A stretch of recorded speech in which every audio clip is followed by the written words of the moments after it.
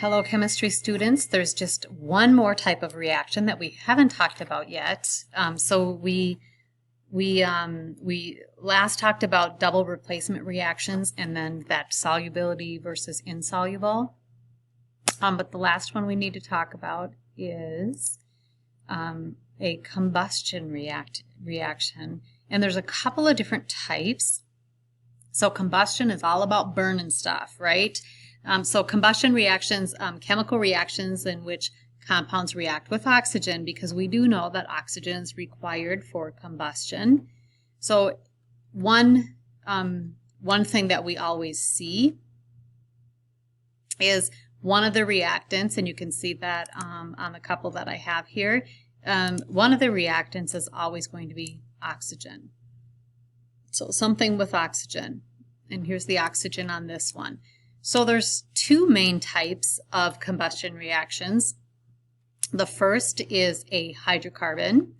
And so hydrocarbons produce, first of all, a hydrocarbon is something that is composed of carbon and hydrogen, or we also burn carbon, hydrogen, oxygen compounds, and the reaction will be kind of the same.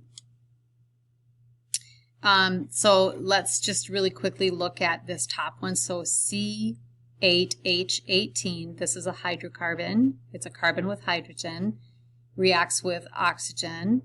And we just assume, even though it doesn't tell us that there's fire here, we just assume that we have this hydrocarbon reacting with oxygen.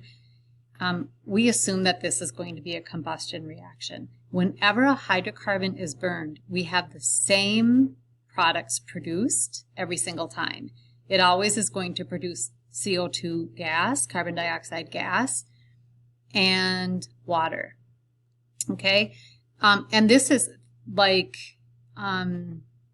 if we think of like propane, and when we burn like fossil fuels, those are typically hydrocarbons, and in the production of that, we worry about CO2, which is a greenhouse gas being released into the atmosphere. So that's one sort of real-life application to help you kind of remember that, yeah, we actually have carbon dioxide produced. We never worry about the water that's produced because water is everywhere in our world, right?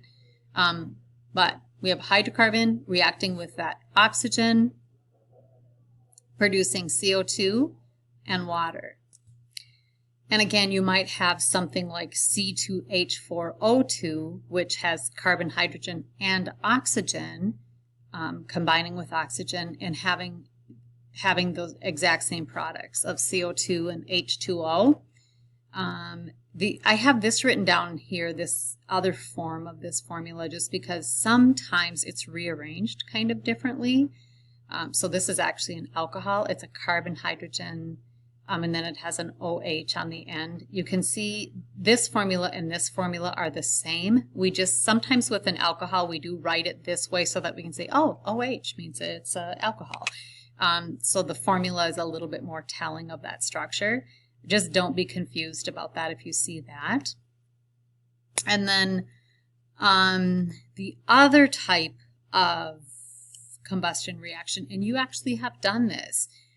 Magnesium, when it is burned, actually the oxygen actually accumulates on the magnesium and produces magnesium oxide. So this is another type of combustion reaction. This, in looking at it this way, unless you actually see, unless you actually see that there is, fire used in this, you really wouldn't know if this was a combustion reaction or a synthesis combination reaction. Remember way back when we talked about, in the very first one we talked about was that synthesis or combination reaction. Unless we were told that fire was involved here, this could just be magnesium oxidizing to produce magnesium oxide, but it also could be a combustion reaction. Like unless you're told, you really wouldn't necessarily know that.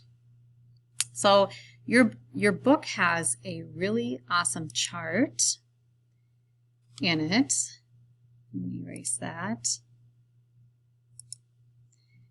So this is right from your book, and I actually really like this in Chapter 11. It really does show each of those. So we talked about 5 different types of reactions. We talked about combination or synthesis. It is the same thing.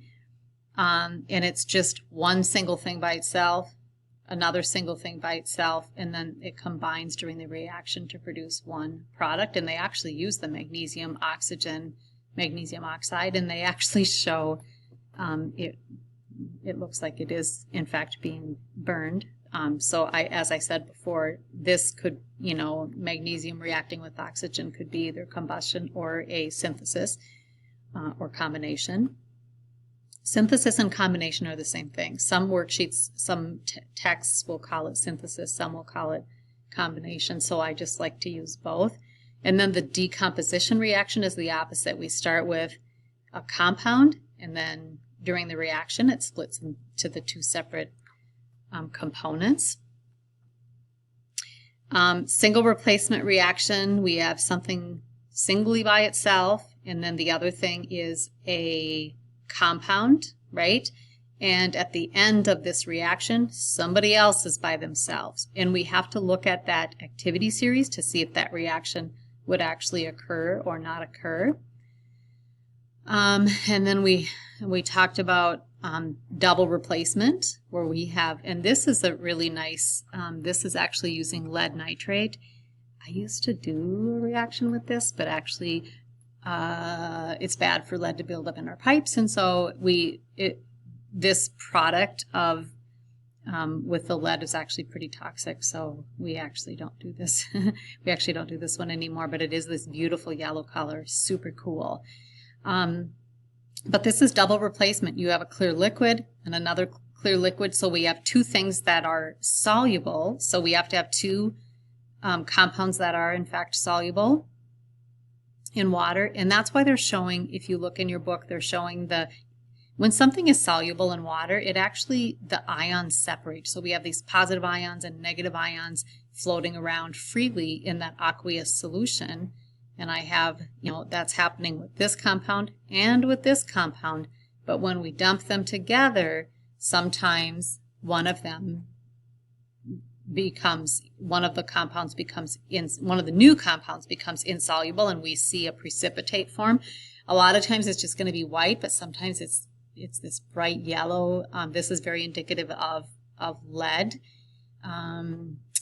Copper tends to be blue, nickel tends to be green or kind of aqua colored.